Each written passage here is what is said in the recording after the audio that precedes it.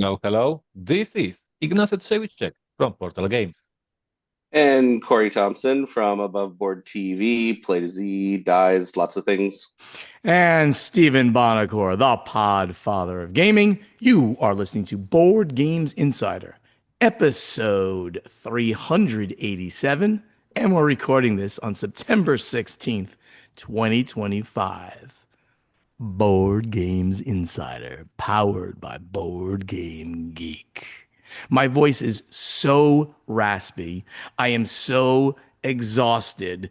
I barely could get out of bed this morning, but we'll talk about why that was the case and how much fun this past weekend was. In the meantime, Ignacy, you're not the tired one. What's going on with you at Portal Games? I mean, I will talk about the gathering of friends, but maybe I will do it at the end of my section, so it will be a great subway to your gathering of friends. So first, let's talk business. And speaking business, we are discussing Age of Galaxy release in America. First reviews are popping up this week. Joel Eddy, our friends from Drive-Thru Review, did a great review, and I strongly recommend Joel's. Oh, Corey is having copy. Thank you. And I strongly recommend to check out the Drive-Thru Reviews YouTube channel. It's the old channel for many, many years in the industry. And Joel does amazing reviews because he's like talking about the game for 40 minutes with his opinions and his thoughts and what variants he played. So they are very deep and great reviews. And I, of course, recommend checking out Age of Galaxy review with Joel Eddy. Board Game Ramblings, Board Games with Rob, many reviews popped up, so I'm very, very happy. And I'm very happy to announce that half of the print run sold out of Age of Galaxy. So the opening is super good. Like to sell half of the print run in the opening month is a good sign to hopefully sell the rest of the print run as well in the upcoming months. As for the pre-orders and street dates, the section that Steven taught me many years ago, we have Neuroshima Hex Battle and Bohemians on pre-order. Once again, a reminder for our listeners, our fans, Neuroshima Hex Battle is a starter set for 2 players for Neuroshima Hex. You guys should know the game very well because we talk in this podcast about this game for the past many, Forever. many years. We are celebrating this year 20 years of Neuroshima Hex, and this starter set is a part of the celebrations. Later this year, we will also release a new army that is a 20th army for the game. And then later we will release a brand new edition, brand new starter for 2 to 4 players. So celebrations on top of that celebrations, we are sending a champion of Neuroshima Hex from Poland who won the championship in 2024 to Vegas to official tournament of Neuroshima Hex. This is the first official tournament of Neuroshima Hex in America. We are doing it during the World Series of Board Gaming. We are very happy to participate in this event. And we decided to make a little bit of a joke or maybe in a fun event. And Uh-oh. that's why we are sending the championship of Poland. And we see if he can win the tournament. So we have a huge hope. So you can imagine that here in Poland, the whole community of Neuroshima Hex will be rooting for him because there will be, I don't know, like a 60 or 50 players from America and one dude from Poland. And we will see if he can win this tournament. So I, here in Poland, everybody is super excited. We send a man with a mission to win the I'm Neuroshima Hex tournament in I, America. I'm gonna be rooting for him. I'm telling you right now. I mean, It's fun, right? It's it's fun. gonna You be say he's great. sent there like to try to win the tournament. So Very this is cool. part of the celebration of the Neuroshima Hex, like make a fun of this 20 years anniversary. And besides that, obviously, SN, preparation SN, but we will be talking about this in upcoming weeks. But the whole team is very, very focused on this SN. And speaking about the subway to the gathering of friends, Steven just finished his gathering of friends. I'm starting my gathering of friends tomorrow, the day after tomorrow, on Thursday. I will have my birthday, and I invited my friends to play board games and war games and role-playing games, etc., etc. And as Steven mentioned, that he is tired, he looks tired, he feels tired, he is tired. Uh, when I am at my gathering of friends, I'm a classical Ignacy. So at 10 p.m., when everybody is drinking, having fun, partying, I say good night and I go to bed, even though this is my birthday. So this is my way of celebrating. I won't be tired after my birthday, but my guest will be. That's how I roll. There you go. Wow. He sounds worse than me. Corey, go for it. I have a really raspy voice as well. I apologize. So just finished up with just an amazing time in Orlando with a bunch of friends getting together, playing games, going out and eating some of the best food I've had. Uh, it was Oh, it was so good. Great friends, great games. Some of the games I played that were really notable, I got to play Last Lantern, which is a cooperative oh, a little Polyomino. Tetris piece, Tetris polyomino. style. So cooperative polyomino game from a little known Taiwanese publisher, and it was really fun. I've heard that Last Lantern might be attached to Luma, so maybe we have it coming to the US at some point. Got to play a couple Japanese games that I picked up that I think are really good. Our Eco is a really simple card playing game about recycling, and Depot, which is a really interesting card game. It's a shedding game, but unlike most shedding games, there's a little market of cards over on the side that dictates what forms you're allowed to play. Got a couple of my heavy euros in Cooper Island, one of my very favorites from designer Oda. And the real surprise of the show, I played a little card game, which was an Amazon not known publisher little card game called Magic Dragons that was actually a really good, weird trick taker. Then, oh, for the food, if you're ever in Orlando, Four Flamingos, best swordfish I've ever eaten. And Sushi Saint is a sushi restaurant specializing in little hand rolls. And they were some of the best I've ever had. But right now, exhausted, voice is gone, tired, back hurts. And tomorrow I'm flying to Syracuse for QSCon. So hopefully I'll get to see a bunch of friends, maybe some listeners over in Syracuse. So Very, very cool. Yes, I dropped Corey in Orlando someplace where he just ran I just want away. to say, I just wanted to say that looking at Corey, I'm afraid to attend any party organized by Steven because Corey looks really tired. I'm scared. The last I don't know. evening. It's 9:30 a.m. This is like hours later than I usually wake up. That's right. You shouldn't be so tired, but you were partying even last night after I That's left. true. Yeah, it was a really good time just getting together with a bunch of friends in Orlando. Corey is still there. I left him because I had to bring back the SUV worth of stuff that I brought for the whole event because the people who drive should bring the most games and the most stuff, and I did. And Corey's over there now. I'm expecting at any point to somebody to come through those curtains behind him, possibly flashing all of us because I was getting texts that somebody might show up naked behind Corey. I mean that's what I heard. I mean if that's gonna It's a lot happen, of people in this little villa, so you if never know. if that's gonna happen, I have the ability to blur out something, so we can still make it onto YouTube. So I support the possibility that someone shows up naked behind you, Corey. No, And it's not. now I'm really scared. As long as Corey doesn't get naked, I'm happy. All right. So continuing on, it was a fantastic time at the event, and especially that last night was so good because we had this nice dinner with everybody who was still there. And we had a bar that got rolled out. The hotel gave us a bar to have just for us. So it was a lot of fun.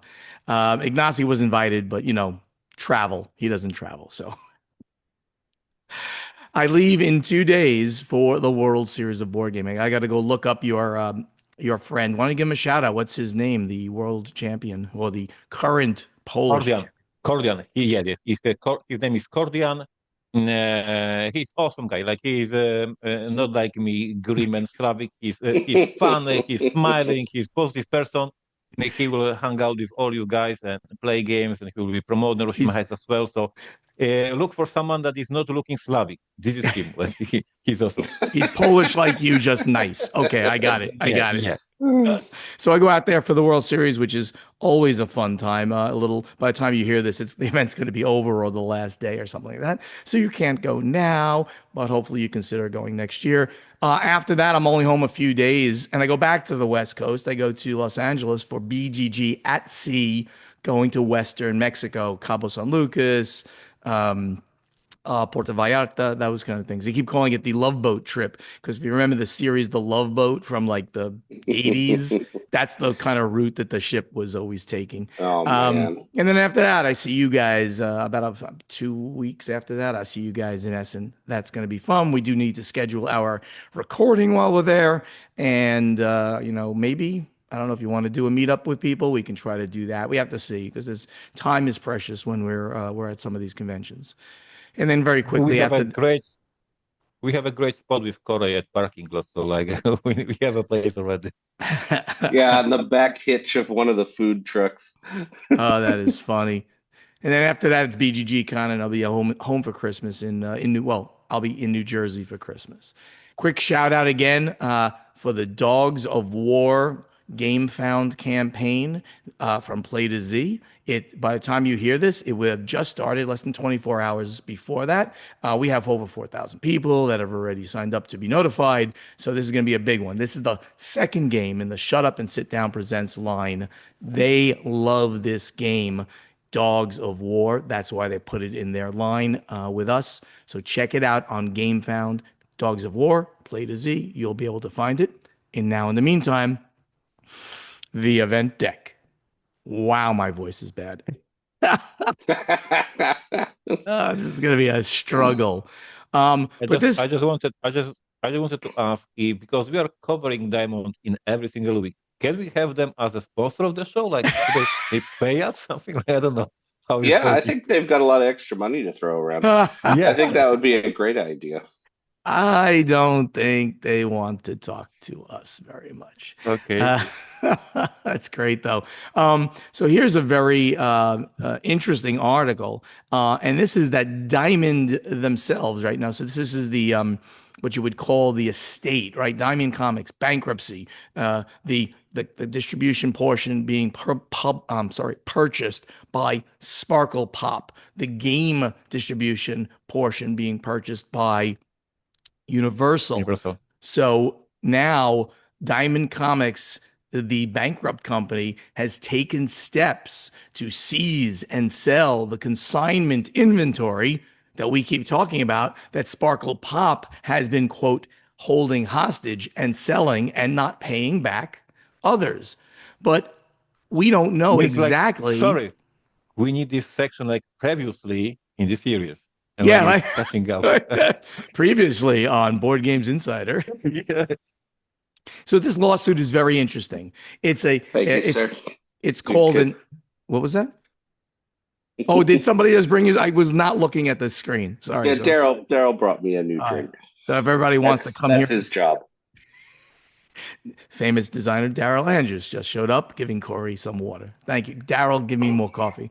Anyway, so this is a very interesting thing. They have started what's called an adversary proceeding. So within a bankruptcy, they can't continue down this specific line. So they've filed a separate Yeah, it says in lawsuit. the article, Diamond is following the instructions by the bankruptcy court, which ordered that Diamond couldn't just file a motion to seize the inventory. It had to file separate adversary proceedings against each vendor. And the very interesting thing is, so last week I took a very direct stand and I said that Sparkle Pop was likely the bad guy, seizing the inventory, selling it, not paying publishers. They sound like not good actors in this whole thing. However, it's now saying that Diamond wants that inventory to sell it. They're not mentioning anything here that we can see that they're going to sell it and pay back the publishers that own it. So to be continued again. This stuff is wild, just wild. More I Diamond have one stuff. comment. Go ahead. I understand the one in Hollywood movies. All these TV shows about the law and order and court are so popular. This is so American story, like for weeks, every week something new. Crazy, crazy stuff. So here we'll be very brief on this one. Diamond's fees, the fees to their lawyers and consultants That's are crazy. topping $1 million just in July. So the fees keep mounting, which means the money keeps going away, which means people aren't going to get paid back. I believe the current amount of money spent just by Diamond on this is $3,338,000 and change. Crazy. So I have a question. Maybe you know the answer. So Nope. these fees to the lawyers are paid. So if there was any money left, the people who were owning the money, so they will not get the money because the lawyers get first money. Right.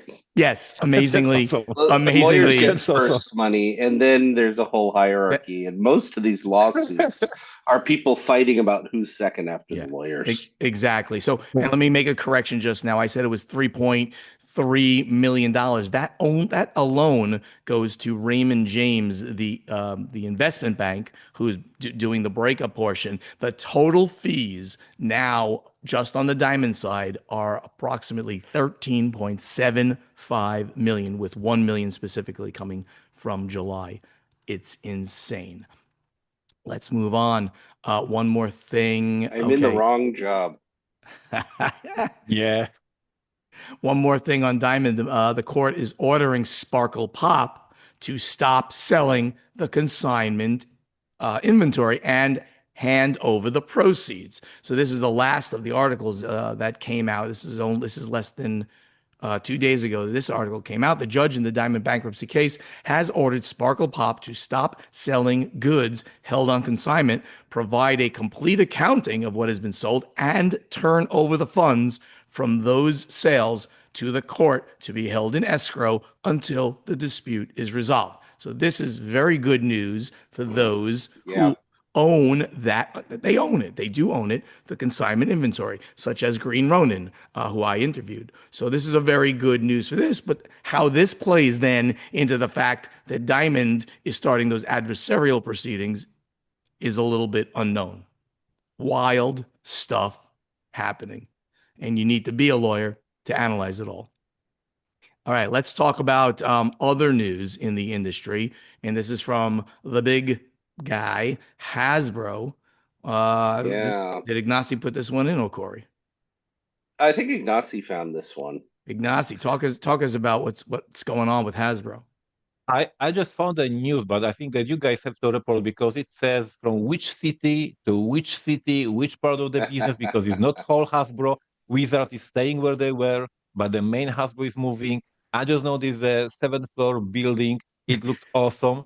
But yes, you can report on that, the movement. So Well, go ahead, Hasbro Corey. historically has been in Rhode Island, uh, Pawtucket, right? Mm-hmm.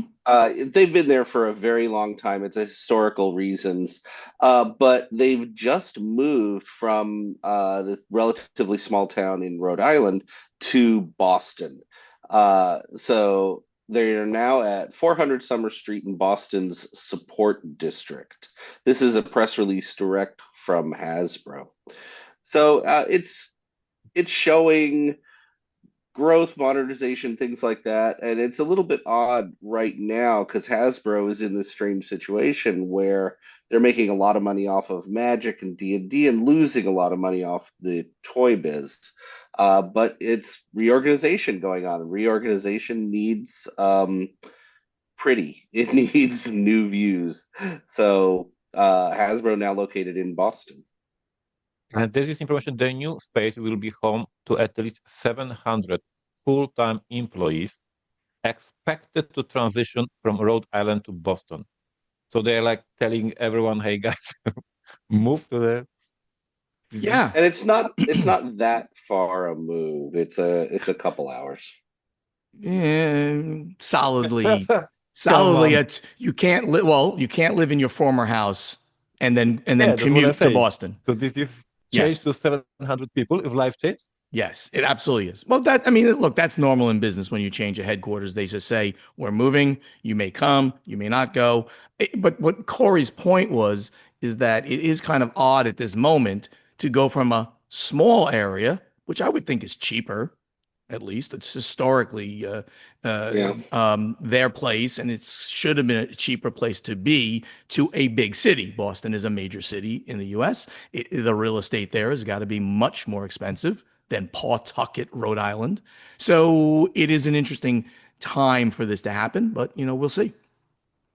All right, Plus, when we were moving, just yep, short information about us. Like Portal Games, we in 2017 we moved from the smaller offices, but in Gliwice, which is a bigger city, to the smaller city called Knurów because it was cheaper. And now we have a huge two-floor building for yeah, all the employees. So we have a much fancy, much bigger location, but in a smaller city. This is exactly what you just said. Like we were going opposite direction opposite, to have opposite like, direction. yep. So this is some Asmodee news. Asmodee, of course, has many, many, many, many, many brands. One of them is Gamegenic, and they make accessories. They don't make games. They don't make any kind of things. They make Neat physical little things. magnetic boxes, card boxes, holders, little shelves, things Yeah, like so that. some of them pretty big. They gave me one at their event in at Gen Con. It's a pretty big thing to put your accessories in and stuff like that. Very cool stuff. And they are now partnering with Hasbro for Magic the Gathering stuff. I'll read a little bit from this press release that came directly um, out of Asmodee, and with also with the people at Wizards of the Coast. It was a co-published press release. Gamegenic, as a creative force behind premium and innovative driven accessories for TCG and tabletop games, becomes an official licensee for Magic the Gathering, delivering a full lineup of high quality products to enhance the gaming experience. This upcoming range will include high quality card sleeves, meticulously designed deck boxes, premium storage and playmats, and more. Each item will be thoughtfully crafted to protect, enhance, and elevate every play session and provide players with even more opportunities to immerse themselves in the world of Magic. This is saying we want to make money on Magic as well. So but it's a good thing for them, obviously, to be in that market as well. Absolutely. It looks like the new products are first going to be shown at Magic Con Atlanta, September 26th to 28th, and will be in retail in early October in the US. And I Very, just very want to good. mention that when the gaming when they for the first time popped up in the industry, because then they were bought by Asmodee. First, there was their own company, and they had these high class, expensive but super fancy card holders, card boxes, etc., etc. Now, a few years later, we see other companies going in this direction. Like you have this upper deck doing exactly what they are doing right now. So, Yep. small business that then was bought by Asmodee, then inspired the competitors, and now is doing the biggest card game on the planet. The next to, Right. of course, Pokemon and Yu-Gi-Oh. Right, and this will be officially licensed, so you'll be seeing the Yep, actual logos from D&D. You'll be yep. seeing artwork, I'm sure, on the card sleeves and on boxes, and so this is I believe Yes, I believe I already saw the. I hope I'm not wrong, but I think I saw on the social media the product with Spider-Man because the newest set for Magic the Gathering is Spider-Man, oh, and I that's believe I interesting. already saw the playing mats and the card boxes for the Spider-Man. Oh, that is pretty cool. All right.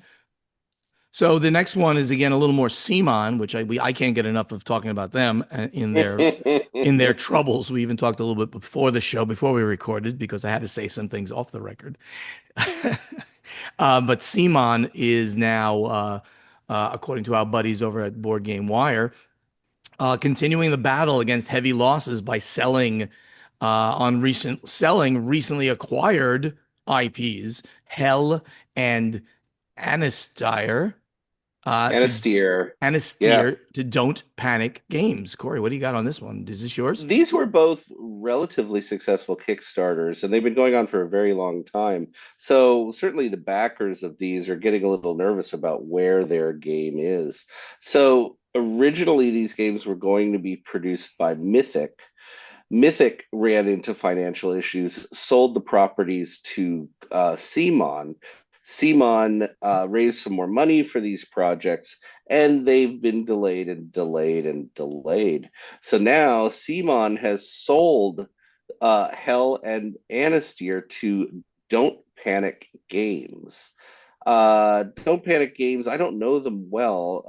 European, Ignacy, you were saying they're an Italian publisher, correct? Let me just, I believe so, or French.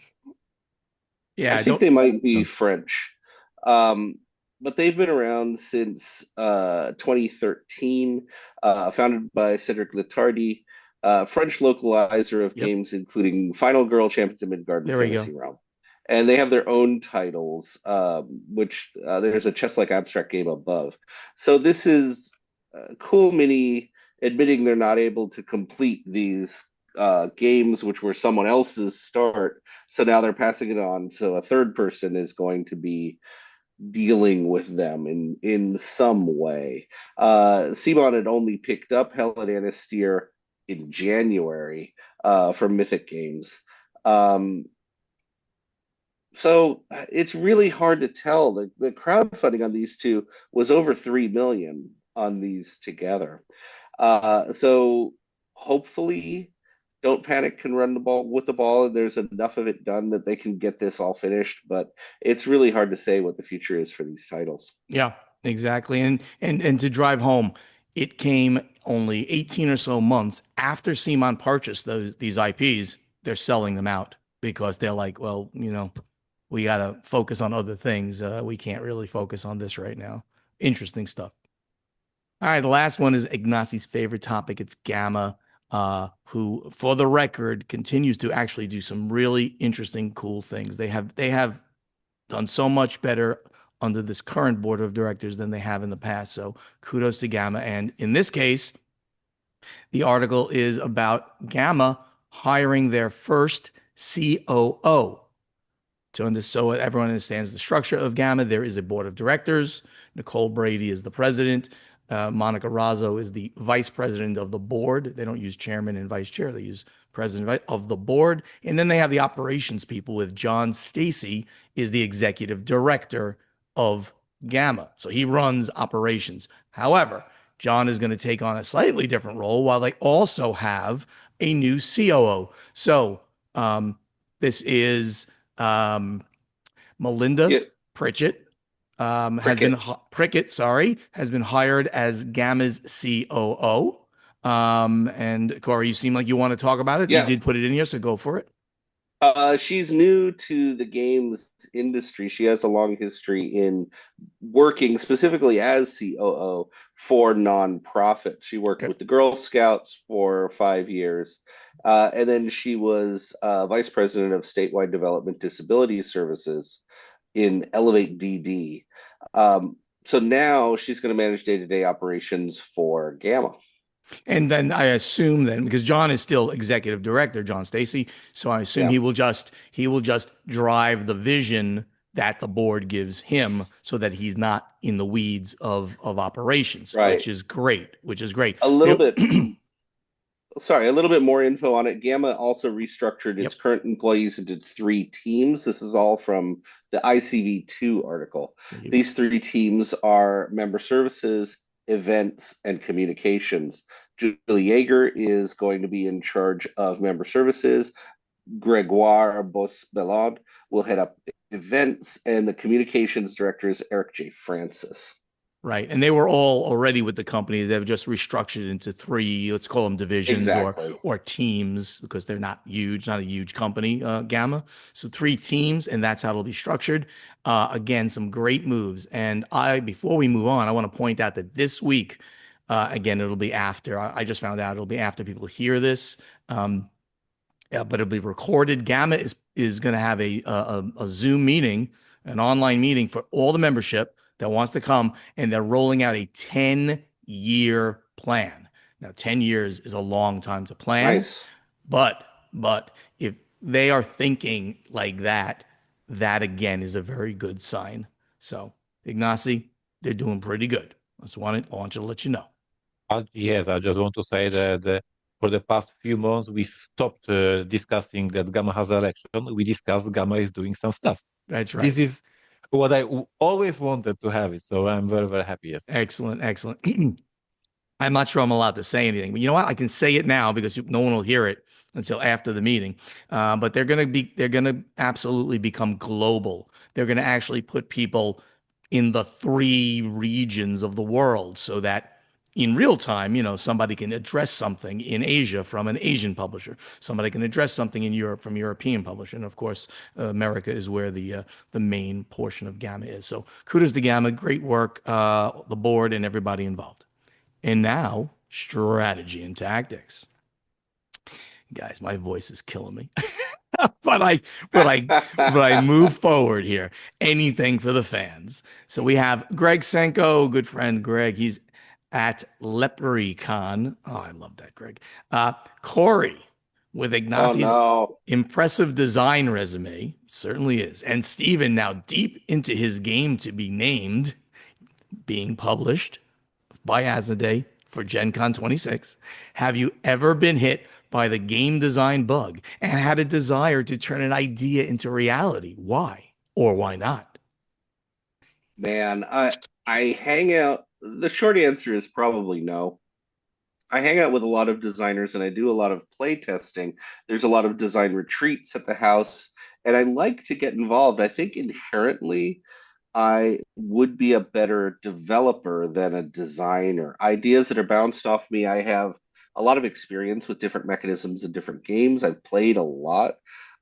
It's very easy for me to say this would work a little better this way, or this is too close to this other game, and why don't you play Yeah, this one, which gives you a different perspective. But I have certain friends, some of whom might be delivering me water, who keep wanting to co-design. Nothing is officially in the works, but there might be a co-design here or there popping out, which basically means I was helping with development. that's awesome. That's awesome. Daryl actually said to me this weekend, based on something that we were looking at, a physical thing, he goes, why don't we design a game around this thing? So who knows? Maybe Daryl and I will start talking Oh, about a it's game too. totally true. But I agree exactly what you're saying. Like you're a de facto game developer because you hang out and play so many prototypes. You're giving feedback. You're a play tester, of course, really, but you're giving Yeah, some really good development notes to any designer that shows you something. Very cool. I hope so. Ron Graves from Canada, he's at Buckaroo. This week, which was the third week of April of 2025, Frontier Games and Greater Than Games, um, and he edited it. Now Boardlandia joined the group. So these three companies announced that they were closing their doors, and AEG announced that they were not going to be able to fulfill their Kickstarters to U.S. backers, but will fulfill to non-U.S. backers. This is due to tariffs, but that has changed, I'm sure. I am sure you will be covering all of this in coming episodes. Everyone in our group have said that they will not back another crowdfunding project in the foreseeable future. Um, in another edit, I just backed War of Mine on Gamefound, but that is a Polish company and I am in Canada, so I don't see as much risk as if I was a US based, if it was a US based company who lives and I lived in the US. So the questions. Number one, what would you put what would you put the under over on the total number of board game publishers shutting their doors permanently in the next year if nothing changes with the tariff situation, though things have changed substantially? And two, what percentage drop do you forecast in crowdfunding, both in dollars raised and total backers and projects? I wish I knew all that because I'd be a genius. Interesting. It's too hard of a these are too hard of questions to answer. But let's since this came in April, and in April, Chinese tariffs to the US were 145%. They hit that high watermark. Nobody was importing games during that period of time. They relatively quickly went down to 30%, and this is a manageable number for publishers. They're either going to eat it, they're going to pass it down in terms of higher MSRPs on these games, or they're going to ask for money on crowdfunding to get the game to you. Various companies doing various things. Um, but guys, do you have any other comments on that, or do you? I mean, how many companies are going to go out of business permanently in the next year or so? It's too hard to say. I would say five. Corey knows everything. Ignacy? I would say that, of course, yes, of course, we don't know, but I can say that for sure the industry and many companies are not in a great shape.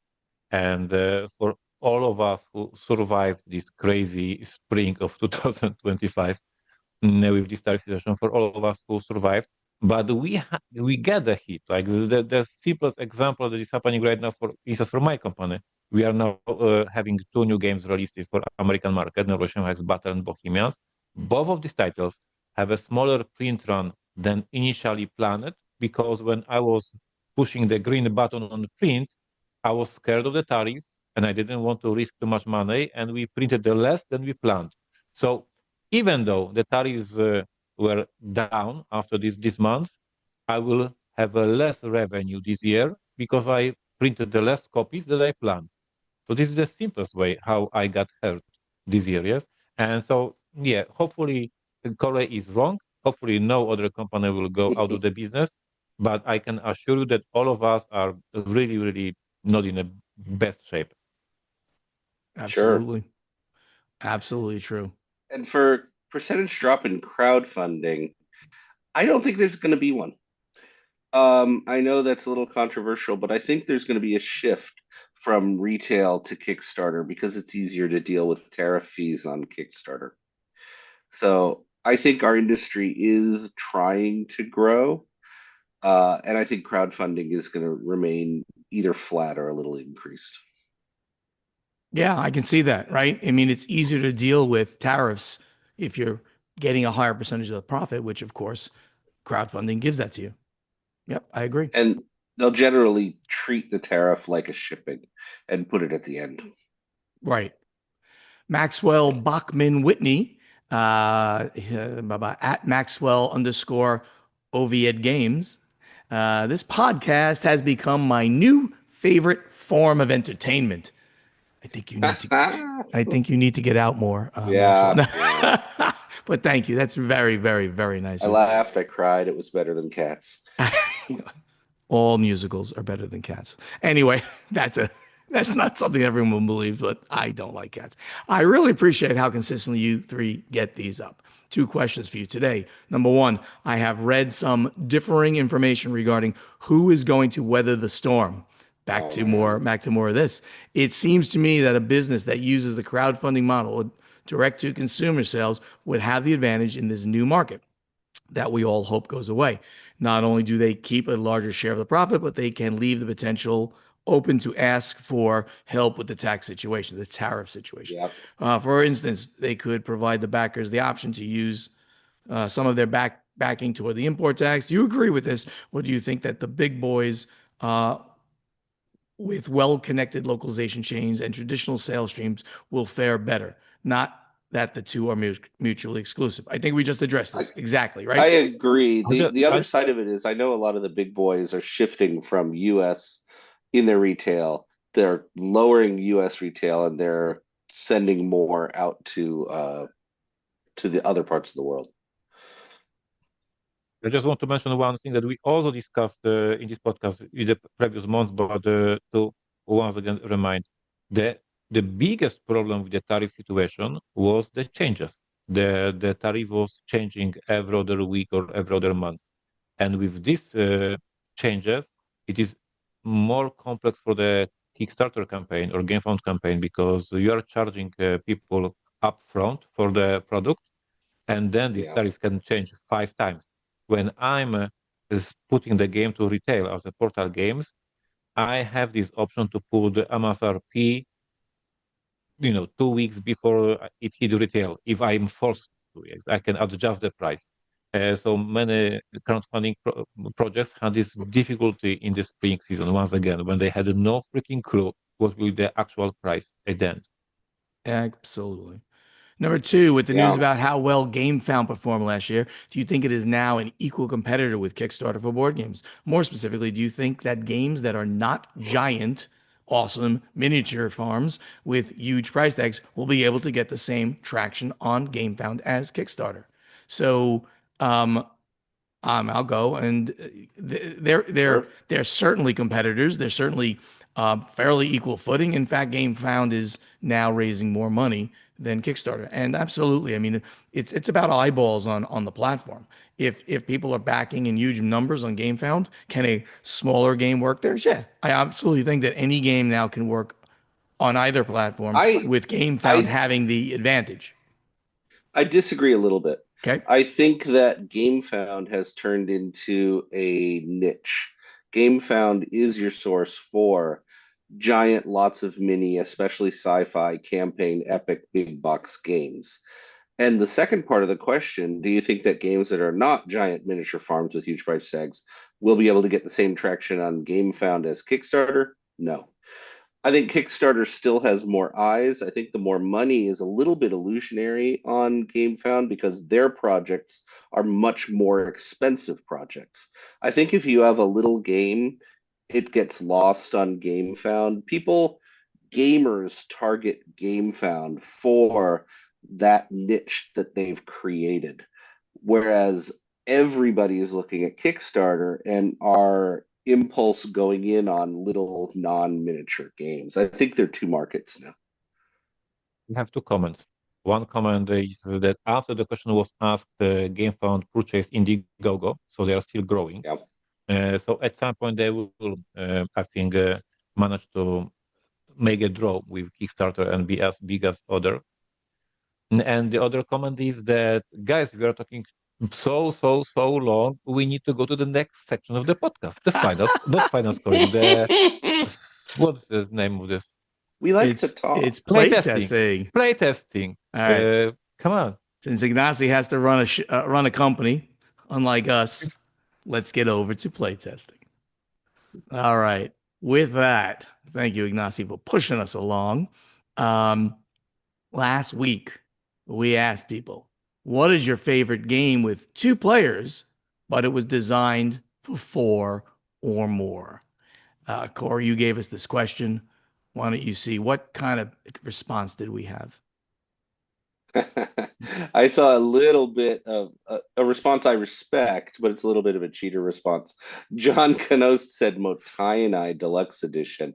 Motainai, I love this game. It's basically the escape valve that allowed Chudik to put out Glory to Rome without the rights anymore to Glory to Rome. Right, So right. it's very close to Glory to Rome, but it was put out as a 3-player game. As generally recognized, it's a 2-player game that they added a third to. So, respect. Motainai is much better at 2 than the listed 3. Peter said, and I think that we both forget about this. He mentioned Star Wars Rebellion claims to be designed for 4, but it's actually 2-player Yes. game. And the same is true for Stephen Bonacore, the favorite game of all time, World of the Ring. On box says 2 to 4 players. I don't know, Stephen, you can be very, very honest and transparent right now. How many times you played World of the Ring for 4 players? I have actually played it several times. Well, I'm not going to. Yeah, okay. I'm not going to say a never. lot. I always 2-player for me, right? Now, all right. So I'm both Star Wars Rebellion and War of the Rings sitting over there. They're really 2-player games. So I don't. Those I think are cheating if you pick those games.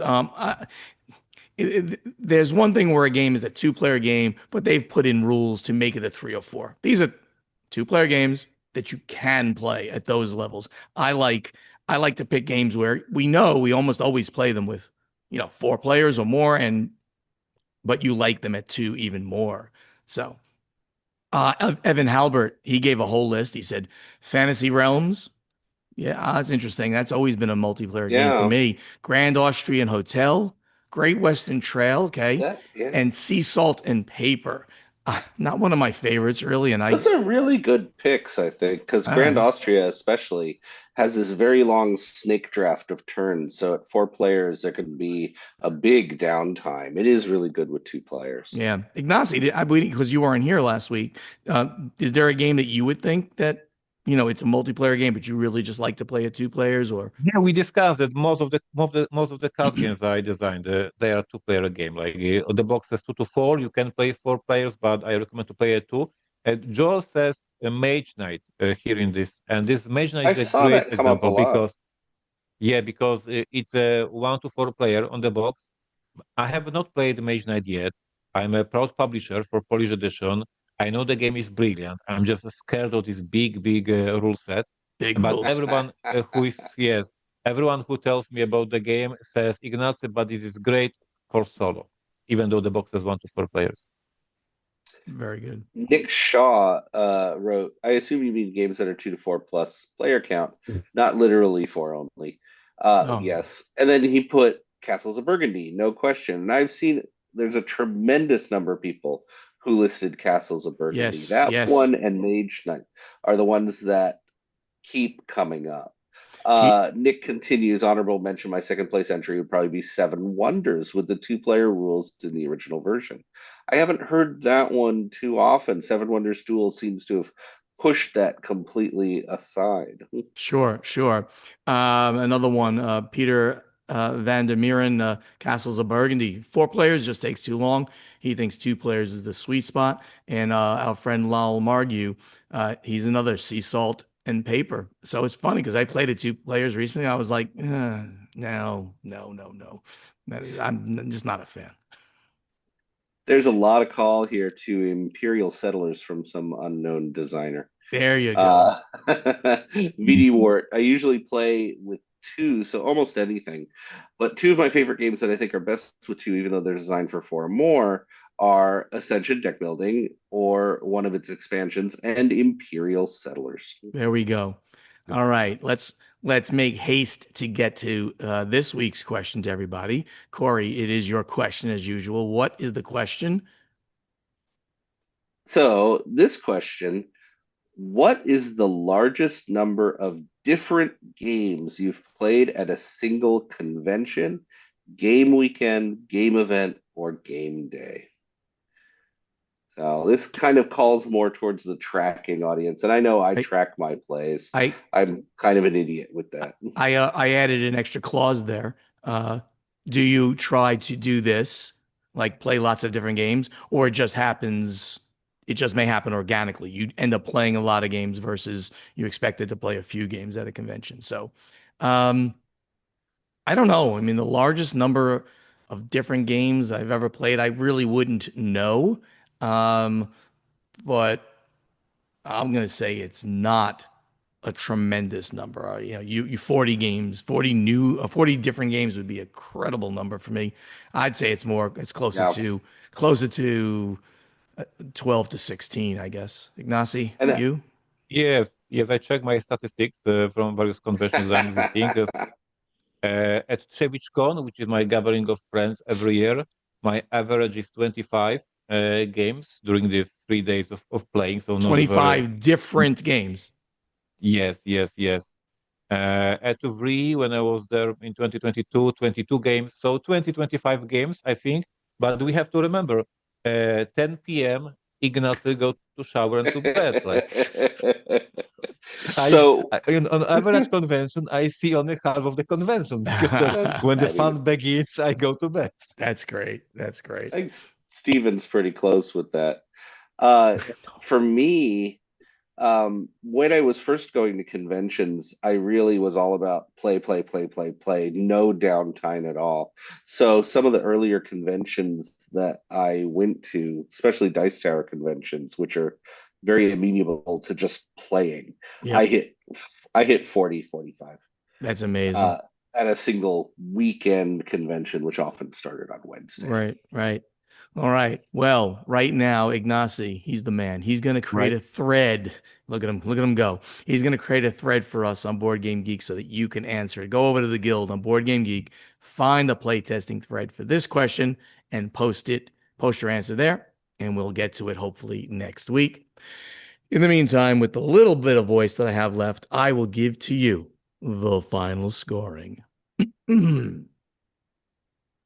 Thank you so much for listening and help us spread the word about this podcast by telling your friends to download Board Games Insider wherever they like to get their podcast or watch Board Games Insider on the Podfather of Gaming YouTube channel.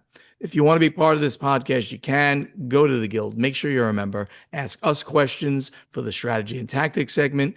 Answer our questions to you from the playtesting segment. I know you can do it easy. You're smart people. And when you want to talk directly to us, in social media. The handle is the same on almost all of these platforms: Facebook, X, Instagram, TikTok, Blue Sky, and YouTube. It's at Board Games Insider, at Portal Games US, Podfather Gaming, Dice Tower Dish, Play to Z Games, and Above Board TV.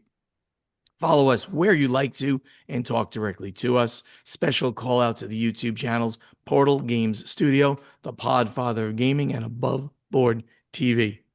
And we'd love to see you in person at an upcoming convention. And me saying this has actually made people do this, so that's been great.